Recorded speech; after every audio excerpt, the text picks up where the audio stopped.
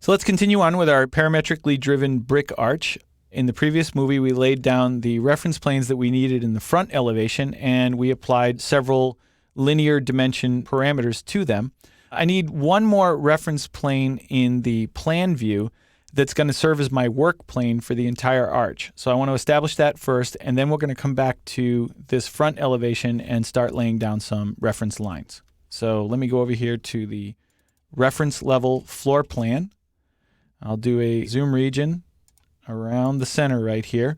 You can kind of see the arch width dimension there, and the work plane is currently this default center front back. What I want to do is allow a parameter to actually be able to push and pull the arch in or out of that plane. So to do that, I'm going to create a second reference plane like so, and then change that number just to some arbitrary number for now. I'll use 6 inches, and I'm going to click this little make temporary permanent dimension here to make that into a dimension. Now I'm going to take this and label it with a new parameter that I'm going to call arch offset. I'm actually going to make that an instance parameter because it seems to me like that's something we might want to control arch by arch. So then I'm going to take this reference plane that we just drew, and I'm just going to call this work plane, which maybe is a little too generic of a name, but that's actually what I'm using it for. So that's going to be my work plane. And I'm going to go back to the front elevation now and click on my Set Work Plane button and choose from the list here my work plane reference plane. So now that means that the reference lines that I'm about to draw will be drawn in that plane, and then after we draw them, we can go out and flex and move that plane around, and hopefully everything will move the way we expect it to. Now, we were using the plane button here. Right above it is the reference line button, so I'm going to go ahead and click that. And you'll see there's a whole series of reference plane shapes that you can draw here in the massing environment. We really only need to focus on 2 of them right now, the straight line and the arc. So I'm going to start right here at the intersection of these 2 reference planes. I'm going to draw diagonally down here to the intersection of these 2 reference planes. Go back up and make a V shape like so, and then switch the shape here to a start-end radius arc. The start point is already right there in a chain. The end point's going to be at the other end right here, and the middle point, or the radius, I'm going to set right there. Okay? So we now have this sort of pie wedge shape. Now, first of all, we're in the massing environment, so if I try to select just one of these edges, I'm actually going to get a chain. Okay, that's the default behavior in the massing environment. So I'm going to press the Tab key to get just the arc. And you may notice that the radius is way down here.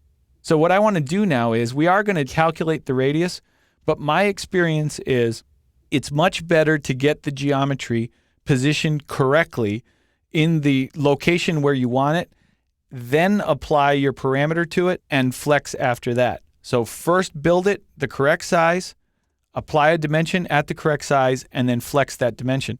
If you go right to applying the parameter to a dimension that doesn't match the correct size, Revit will try and apply the dimension and flex it in one step, and often it won't flex it the way you expect. It'll move the wrong way, it'll move to the left when you want it to go to the right, or vice versa. So it's a lot easier to make sure that you don't break something if you just build it correctly first and then flex.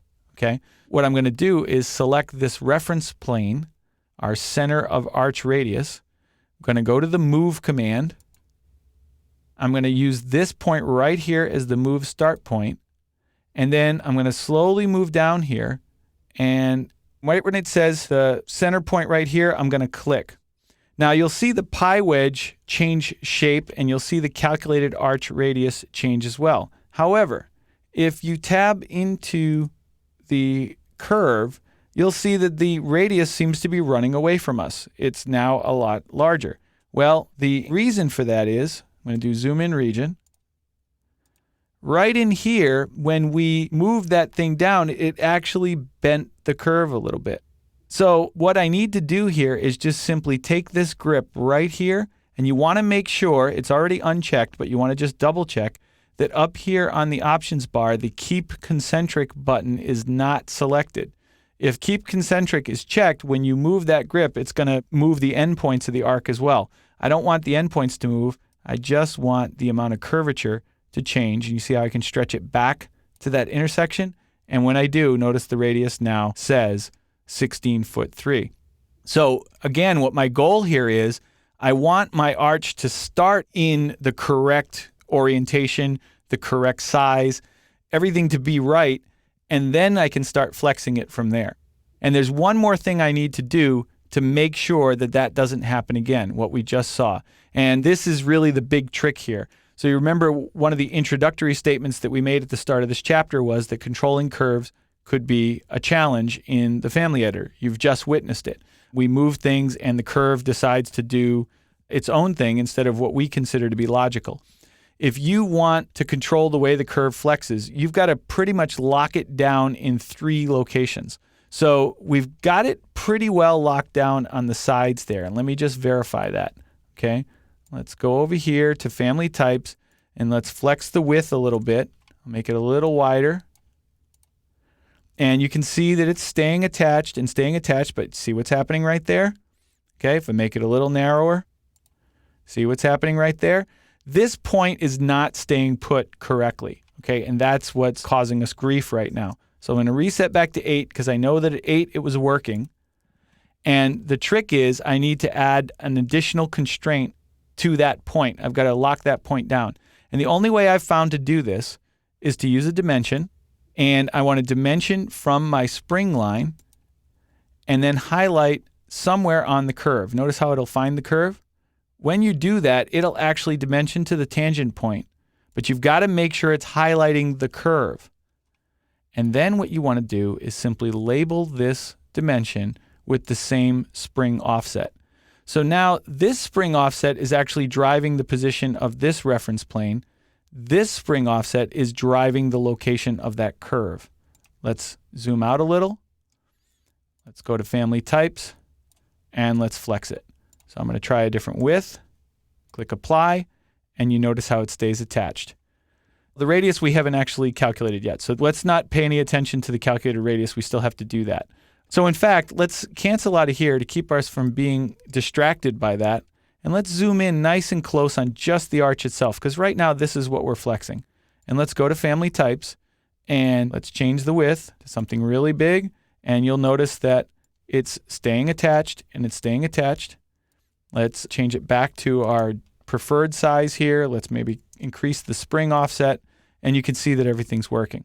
So at this point, this was the major, I don't know if breakthrough is a little too strong of a word, but this was the major breakthrough for me in terms of getting that arch to be controlled properly and then being able to move on with the rest of the family. So we still have plenty of work to do in here. In the next series of movies, we're going to start adding geometric formulas to this family to control the other parts and pieces that are a little difficult to do with dimensions alone. But that's going to give us the additional flexibility we need to start building the arch, and then we'll finally be ready to start actually adding some geometry.